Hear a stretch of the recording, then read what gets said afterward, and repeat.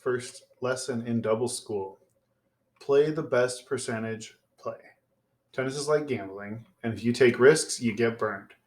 Everything is a risk, though. There's no perfect play, but there's always the play that gives you the best chance. So, we're going to talk about the very first play, the net guy's job and the serve guy's job. So, let's look at it. The net guy's job, serve guy we'll talk about next, but the net guy first is where to stand and how to move. This is really important, and most people don't do it right.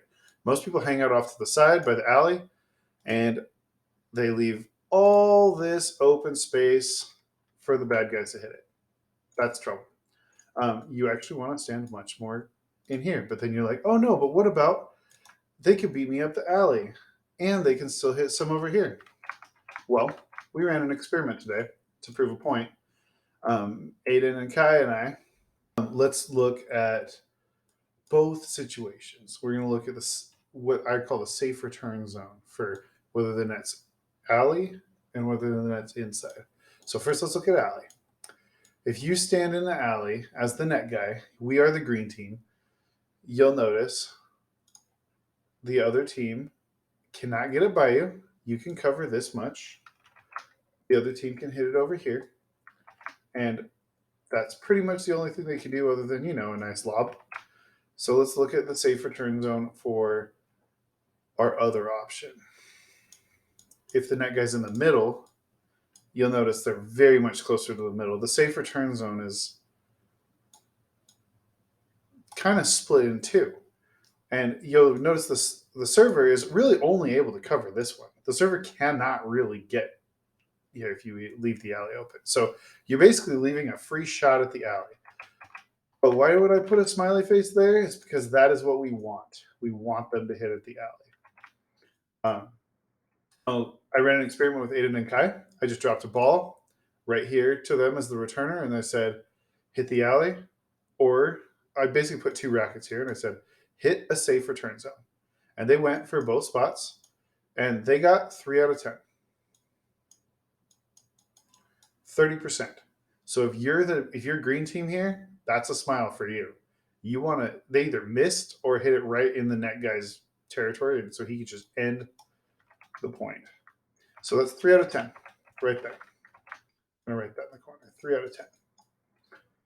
Then we go over here to this situation.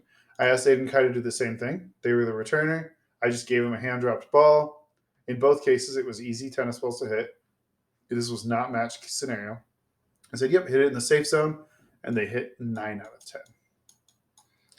So you're thinking, if you're green team, do you want the other team getting 9 out of 10? Or do you want the other team getting 3 out of 10? I would pick 3 out of 10 every time. I want to take this away from them. And some of those 3 out of 10 go wide, and it feels bad to lose those, but you're not losing very many of them. And this isn't even match play. I just dropped him a tennis ball. If you serve at this guy and expect them to hit these tight windows, that's not going to happen.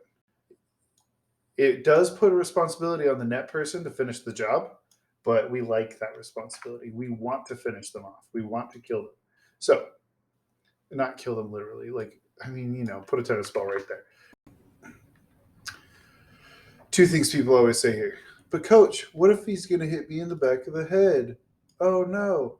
Well, duck. You get hit by tennis balls all the time. We'll be fine. The other solution is you can get low. If you're the net guy, you can hover here, get super low, and then pop up as the ball's crossing your head. And then as soon as the ball's about here, you pop up and ready to go and go one direction or the other. My favorite way though is to start a little bit further back, and then as soon as the ball crosses my head, I move forward, and then I split step right as they're hitting the ball, and then I can make my choice. That's how you don't get hit in the head. And if you do get hit in the head, then you can yell at your partner or something. But tough luck. The other thing people say is, oh no, they beat me at the side. What should I do? You say, nice shot. That's what you say. You want them to go for that. We just said how hard of a shot it was. If they go for that over and over again, they're going to miss more than they make, and you're going to win. If they beat you in the singles territory, that's when you might want to cover your stuff. But if they actually land in the alley, you say, nice shot. every single time out loud and mean it. Hype them up. That's what we want. Where to serve? There's basically three options: serve at the middle, serve at the body, serve out wide. Out wide is bad, up the middle and in the body is good. Here's why. If you serve in the middle, or sorry, serve up the body, this is what this example shows. They get to hit outside the court. Them hitting out is good.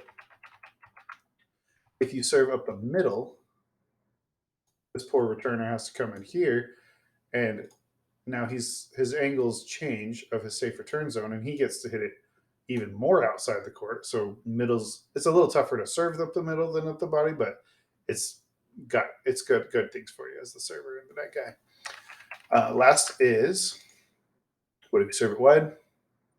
And this returner tries to come over and cut it off and do a good return. Now returner's angles are in the court and in the court.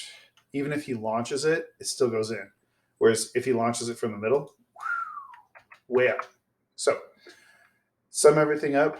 Net guy, stand towards the middle. Serve guy, serve towards the middle. Everything goes through the middle.